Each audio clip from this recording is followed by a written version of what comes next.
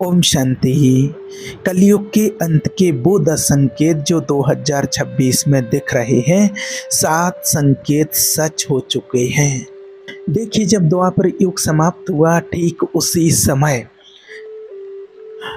उसी क्षण कलयुग ने पृथ्वी पर पैर रखा और श्रीमद् भागवत पुराण के 12वें स्कंद में सुखदेव जी ने राजा परीक्षित को वो 10 संकेत ऐसे बताए थे जो कलयुग के अंत में दिखाई देंगे। रुकिए, ये आज की कोई कहानी नहीं है, क्योंकि इनमें से 7 संकेत आज इसी 2026 में आपके आसपास हुबहू घट रहे हैं। और 10वां संकेत जो अभी तक किसी भी वीडियो में शायद आपको नहीं बताया होगा, और आज की इस वीडियो में वो पूरा होने वाला है। इसलिए इस वीडियो को अंत तक देखिए, क्योंकि अंत में आपको वो स्थान बताएंगे जहां एक ऐसा रहस्य जो 500 साल पहले लिखा गया था और वो सच आज हो रहा है। देखिए, सनातन धर्म के अनुसार समय चक्र 4 युगों में बटा हुआ है: सतयुग, त्रेता युग, द्वापर युग और कलयुग। और अभी कलयुग के अंत की ओर बढ़ते हुए हम देख रहे हैं। लेकिन यहाँ एक बहुत गहरा रहस्य है जो बहुत कम लोग जानते हैं। श्रीमद् भागवत पुराण के 12वें स्कंद अध्याय 2 में स्वयं सुखदेव जी कहते हैं, कलयुग की असली विनाशकारी अवस्था उसके अंतिम चरण में आएगी और उस अंत से पहले कुछ निश्चित संकेत प्रकट होंगे। और यहीं से शुरू होती है असली कहानी, क्योंकि वेद व्यास जी ने जो लिखा था 1000 साल पहले, वो आज सच होता दिखाई दे रहा है। पहला संकेत श्रीमद् भागवत 12.2.1 सुखदेव जी कहते हैं, धर्मस्य सत्यम शौचम शांति दया राशम यास्यन्ति सर्वे च कलिना सह सचेत। अर्थात कलयुग के प्रभाव से धर्म, सत्य, स्वच्छता, क्षमा, दया, आयु, बल और स्मरण शक्ति, ये 8 गुण दिन प्रतिदिन घटते जाएंगे। आप जरा रुककर सोचिए, क्या आज ऐसा नहीं हो रहा? आज एक 10 साल का बच्चा भी मोबाइल के बिना कुछ याद नहीं रख पाता, GPS के बिना रास्ता नहीं ढूंढ पाता। मेमोरी लॉस आज की सबसे बड़ी मानसिक समस्या बन चुकी है। और दया, सोशल मीडिया पर लोग लाइव एक्सीडेंट देखते हैं लेकिन वीडियो बनाते हैं, मदद नहीं करते हैं। ये पहला संकेत पूरा हो चुका है। दूसरा संकेत, श्लोक वित्तम योग कलो इंद्रिनाम जन्माचार गुणोदया। सुखदेव जी कहते हैं, कलयुग में धन ही किसी व्यक्ति के अच्छे जन्म, आचरण और गुणों का प्रमाण माना जाएगा और न्याय भी उसी को मिलेगा जिसके पास शक्ति है। आज खुली आंखों से देखिए, एक गरीब का बेटा भले ही कितना ही गुणी हो, समाज में उसकी इज्जत उतनी नहीं होती जितनी अमीर के बिगड़े बेटे की होती है। शादी में लड़के की डिग्री नहीं, उसकी सैलरी पैकेज देखा जाता है। और न्याय आपने खुद देखा है, बड़े बड़े मामले सालों चलते हैं और छोटे केस मिनटों में निपट जाते हैं। दूसरा संकेत भी पूरा हो चुका है। तीसरा संकेत, श्लोक 12.2.3 दाम्पत्य अभिरुचि हेतु मायावी व्यवहारिके। स्त्री और पुरुष सिर्फ बाहरी आकर्षण के कारण साथ रहेंगे। व्यवसाय में सफलता धोखे पर टिकी होगी और एक व्यक्ति को ब्राह्मण माना जाएगा सिर्फ इसलिए कि उसने जनेऊ पहना है, चाहे वो वेदों का एक श्लोक भी ना जानता हो। आज शादियां औसतन 3 साल में टूट रही हैं। लिव इन रिलेशनशिप सामान्य हो चुके हैं और हर बिजनेस में डिसेप्शन, फ्रॉड और MLS स्कैम ये डेली की बात है। लेकिन यहाँ एक बात बताएं जो शायद आपको चौंका दे। श्लोक 12.2.4 में लिखा है कि कलयुग के अंत में जो शब्दों का खेल अच्छे से खेल सकेगा वही विद्वान कहलाएगा।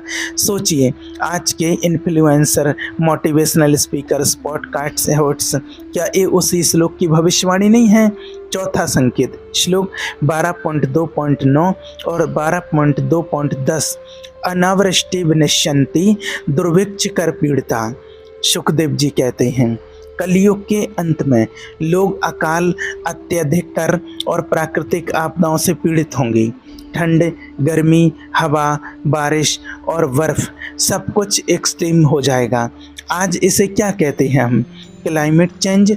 2024 में दुबई जैसे रेगिस्तानी शहर में बाढ़ आई, यूरोप में 45 डिग्री सेंटीग्रेड गर्मी पड़ी, हिमालय के ग्लेशियर्स तेजी से पिघल रहे हैं, भारत में कई शहर वाटर क्रॉसिस झेल रहे हैं, बेंगलुरु, चेन्नई, और tax, GST, income tax, property tax, road tax, आम आदमी की कमाई का 40% टैक्स सिर्फ 40% सिर्फ टैक्स में जा रहा है। यह श्लोक कई सालों पहले लिखा गया था। पांचवा संकेत, श्लोक 12.2.11 50 परमायुषा। सुखदेव जी ने स्पष्ट कहा है, कलयुग के अंत में मनुष्य की अधिकतम आयु बहुत कम रह जाएगी। और अब जरा सोचिए, आज 30 साल के युवा हार्ट अटैक से मर रहे हैं, 25 साल में डायबिटीज, 35 में बीपी, 40 में कैंसर। WHO की रिपोर्ट कहती है कि भारत में नॉन कम्युनिटी डिजीजेस से मरने वालों की औसत उम्र लगातार गिर रही है। और श्लोक 12.2.12 में तो ये भी लिखा है कि सर्वेशा प्राणी नाम काय राशम यशवंती सर्वशा, यानी सभी जीवों के शरीर का आकार भी छोटा होगा। क्या आपने नोटिस किया है, आज के बच्चे पहले की पीढ़ी से फिजिकली कमज़ोर हैं, स्टेमिना कम, इम्यूनिटी कम। ये कोई संयोग नहीं है। छठा संकेत, श्लोक 12.7.8 और 12.12.10 प्रजा ही लुब्धई है, राजन्यई निर्घृणई है, दस्यु धर्मे। सुखदेव जी कहते हैं कि कलयुग के अंत में राजा यानी शासक लुटेरों जैसे हो जाएंगे। वो जनता की संपत्ति और स्त्रियों को छीनेंगे और उनसे बचने के लिए लोग पहाड़ों और जंगलों में भागेंगे। आज किसी विशेष नेता या देश की बात नहीं कर रहे हैं, पूरे विश्व पर आप नज़र डालिए। हर देश में पॉलिटिकल स्कैम, फाइनेंशियल फ्रॉड्स और सत्ता का दुरुपयोग आम बात बन चुकी है। और जो ऑनेस्ट नागरिक हैं वो माइग्रेशन कर रहे हैं। कनाडा, ऑस्ट्रेलिया, यूरोप, पहाड़ों और जंगलों में भागना आज इसका मॉडर्न रूप इमिग्रेशन है। सातवां संकेत, श्लोक 12.2.13 आश्रम ग्रह तुल्य गोखरहि रजसः वृतः। अब ये श्लोक बहुत ही गंभीर और चौंकाने वाला है। सुखदेव जी कहते हैं कि कलयुग के अंत में आश्रम साधारण घरों जैसे हो जाएंगे, गाय बकरियों जैसी दिखेंगी, यानी दूध देना लगभग कम कर देंगी, बंद ही कर देंगी, पेड़ पौधे हो जाएंगे और मनुष्य गधों जैसे व्यवहार करने लगेंगे, यानी बिना सोचे समझे जो कहा जाए वैसा करते जाएंगे। आज देखिए कितने बड़े बड़े आश्रम 5 स्टार रिसोर्ट बन चुके हैं, कितने फेक बाबा जेल जा चुके हैं। देसी गायों का दूध औसतन 4-5 लीटर रह गया है, जो पहले 15-20 लीटर था। सोचिए, आज लोग व्हाट्सएप फॉरवर्ड्स पर विश्वास करते हैं, सच जांचे बिना सोशल मीडिया ट्रेंड्स पर अपनी ज़िंदगी बदल लेते हैं। ये 7वां संकेत आज पूरा हो चुका है। 8वां संकेत, और ये वो रहस्य है जो अभी तक शायद आपको नहीं मिला होगा। लिंग पुराण के अध्याय 40 में लिखा है कि कलयुग के अंत में वैदिक भाषा का लोप होगा, संस्कृत बोलने वाले गिने चुने रह जाएंगे और लोग अपनी मातृभाषा को छोड़कर विदेशी भाषा को श्रेष्ठ मानेंगे। आज की हकीकत क्या है? यूनेस्को की रिपोर्ट के अनुसार भारत में 194 भाषाएं विलुप्त होने की कगार पर हैं। संस्कृत के विद्वान 2 लाख से भी कम बचे हैं और हम सब अपने बच्चों को इंग्लिश मीडियम में पढ़ाने को स्टेटस सिंबल मानते हैं। महाभारत के वन पर्व अध्याय 190 में महर्षि मार्कंडेय कहते हैं, मलिक्ष भाषे प्रयोगस्य भविष्यति युगच्छय। युग के अंत में मलिक्ष भाषा यानी विदेशी भाषा का बोलबाला होगा। क्या ये भविष्यवाणी आज सच नहीं हो रही हैं? 9वां संकेत, श्रीमद् भागवत 12.2.9 पत्र मूल फलेर बन्य अश्नितो बनश्य शनि रहा। कलयुग के अंत में लोग पत्ते, जड़ें, मांस, जंगली शहद, फूल और बीज खाकर जिएंगे। अन्न की भारी कमी होगी। आज देखिए मॉडर्न वर्ल्ड में लोग प्लांट बेस्ड डाइट, कीटो, पेलियो की तरफ क्यों भाग रहे हैं? क्योंकि असली अन्न मिलावटी हो चुका है। गेहूं में ग्लाइफोसेट, चावल में आर्सेनिक, सब्जियों में पेस्टिसाइड और जंगल अमेजोन रेन फॉरेस्ट का 17% पिछले 50 सालों में नष्ट हो चुका है। भारत में हर साल लाखों हेक्टेयर जंगल कट रहे हैं। तो ये जो कई सालों पहले कहा गया था वो पॉइंट ब पॉइंट आज सच हो रहा है। और अब आता है 10वां और सबसे बड़ा संकेत, जिसका इंतजार पूरा सनातन धर्म कर रहा है पूरे 5000 साल से। और स्पष्ट कहा गया है, सुखदेव जी ने कहा है कि जब कलयुग अपने चरम पर होगा तब परमात्मा का अवतार इसी सृष्टि पर होगा। अब यहाँ एक बहुत बड़ा रहस्य जो बहुत कम लोग जानते हैं, और सबसे शॉकिंग बात तो ये है कि 12.2.24 में एक खगोलीय संकेत भी दिया गया है।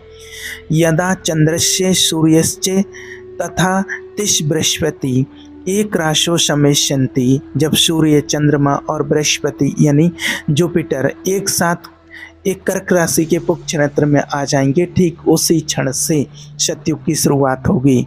एस्ट्रोनॉमर्स की माने तो ऐसी प्लैनेटरी अलाइनमेंट अत्यंत दुर्लभ है, और कई ज्योतिषाचार्य मानते हैं कि 2026 से 2040 के बीच ऐसा एक पावरफुल कंजक्शन बन रहा है।